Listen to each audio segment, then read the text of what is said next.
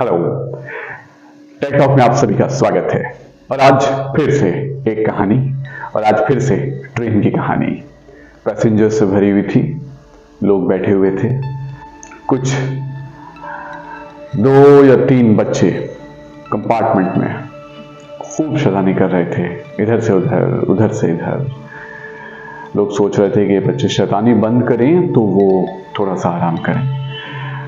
बीच बीच में बच्चे अपने पिताजी के पास आते और उनके पापा उन पे थोड़ी सी प्यार भरी निगाह डालते, मुस्कुराते और बच्चे अपना फिर खेल में लग जाते। ये देखकर दूसरे पैसेंजर्स बड़े परेशान थे कि अजीब ही सज्जन है ये तो, मतलब बच्चों को चुप नहीं करवा रहे हैं। अब रात वैसी हो रही है, हमें आराम भी करना है।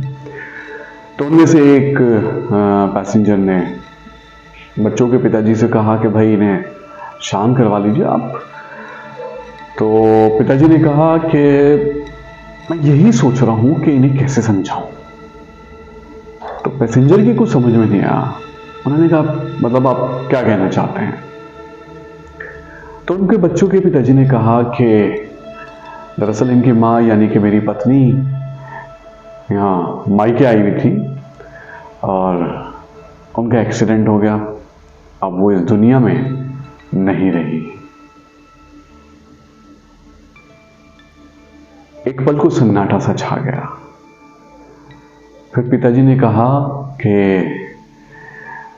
उसी के अंतिम संस्कार के लिए जा रहा हूं और इन बच्चों को अंतिम बार इनकी मां के दर्शन करवाने हैं। तो मैं ये समझ नहीं पा रहा कि मैं इन बच्चों को कैसे समझाऊं। उस कंपार्टमेंट में जितने भी पैसेंजर्स जो इस बात को सुन रहे थे, एकदम सन्नाटा छा गया।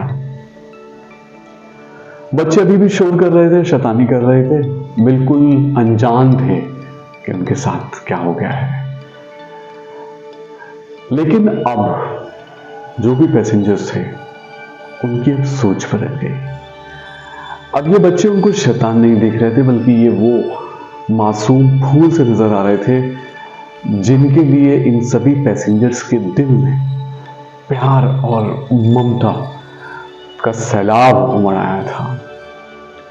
यही वो पैसेंजर्स हैं जिनके दिल में अब उस बाप के लिए, उस पिता के लिए एक बहुत बड़ी सहानुभूति थी। ये थी कहानी। सच या झूठ नहीं मालूम, लेकिन मैसेज बहुत क्लियर। थोड़ी सी सोच से, हमारी थोड़े से सोच में परिवर्तन से हमारे जिंदगी का जो नजरिया है, जो दृष्टिकोण है, वो बदल जाता है।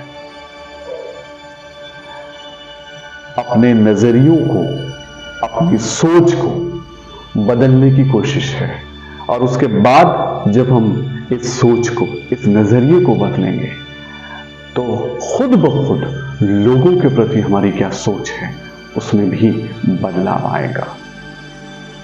तो दोस्तों, सोच बदलिए, नजरिया अपने आप बदल जाएगा। टेक टॉक्स में आज इतना ही। लाइक, सब्सक्राइब एंड शेयर करना ना भूलें। Bye bye.